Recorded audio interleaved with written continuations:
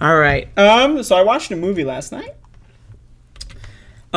So keep in mind, I'm like maybe 4 hours after ingesting magical fungi. And so, like, I'm on the outside of it. Like, I'm still a little in the zone, maybe, but honestly, maybe I'm like 5 hours. I don't know. It was like I was on the tail end of it. And I put on a movie, and I watched Vanilla Sky yesterday. And I just want to say, like, this is a movie where, like, spoiler alert. Like, if you've never seen this movie, spoiler alert. You know what I mean? Right? Like if you've never seen the movie, like, I want you to watch this movie, first of all. And second of all, like, this is a movie, like, a lot of movies, like, it's more about watching and, like, spoiling the plot doesn't matter. For this movie, though, like, the plot is, like, integral to the film. So if you haven't seen it and you're even remotely interested, it's about, so basically Tom Cruise, he's some guy or whatever. He's some guy. So he's some guy, and he has like some company that his dad gave him. Like, oh, okay, all right. So he's one of those people. But anyway, he's got like the perfect life or whatever, and he's got he's banging bitches, he's going to parties, he's making millions, he's driving all these cars, and anyway, he's a guy, right? He's a goddamn guy. So anyway, he has a stalker or something, and then the stalker kidnaps him essentially. And is pretty good. I mean, like, fucks him up, like, drives off a bridge into a fucking, like, brick wall. It was crazy. It was great. Anyway, so then he gets fucked up, right? He gets fucked up. I love Tom Cruise's acting, by the way. Like, the acting, like, Tom Cruise in general, really good actor. Phenomenal. But anyway, so he gets fucked up, and then he's got, like, a fucked up face or whatever. And then, like, he kind of, like, freaks the fuck out. He turns into, like, recluse. He goes crazy, because he's depressed and, and all that kind of stuff. But anyway, so now we're entering the spoiler territory. So if you haven't seen the movie yet, and that sounds even remotely interesting, turn it off. Turn it off. All right, motherfucker, turn it off. That's it. You're done. See ya. We're entering the spoiler section.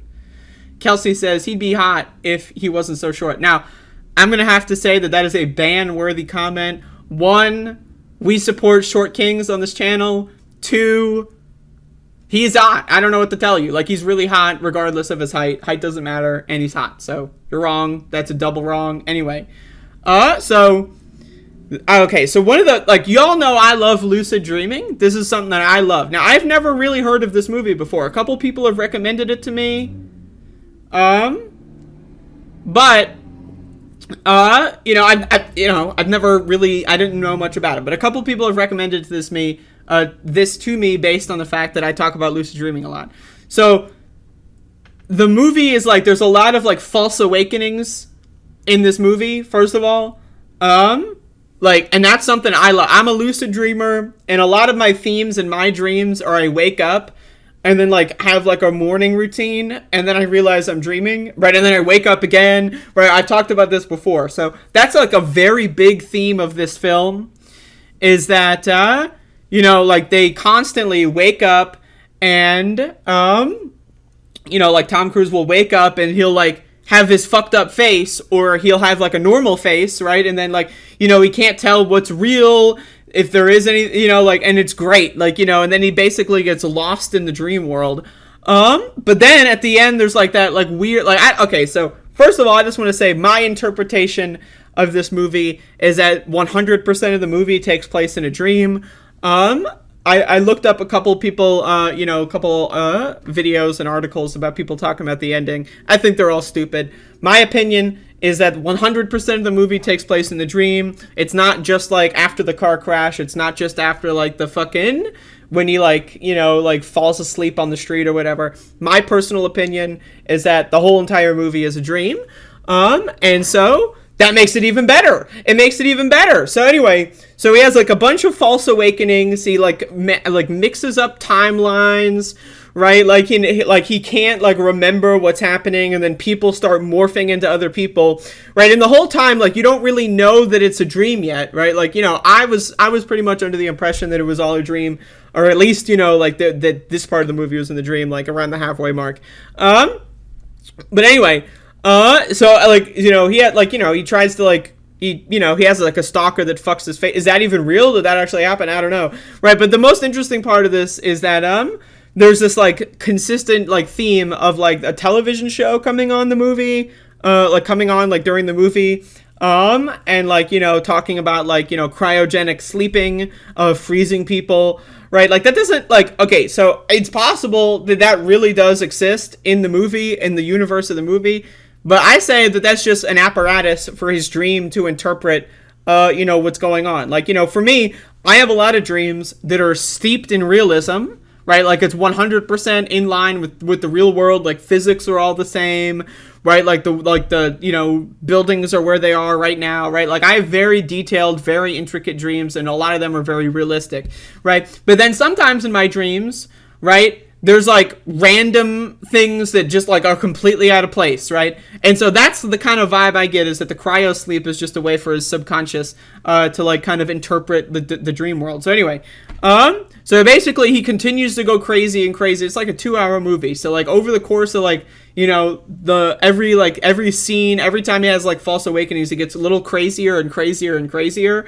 And I think it's great. I thought that the way that they did that, and then they mixed up the timelines, right? Like interspersed and spliced in throughout the movie are like him talking to someone in a jail cell who he's been accused of murder and stuff, and he's trying to like remember if he murdered someone, and that, you know, it's like, so the time, like the chronology of the events in the movie, very difficult to like follow.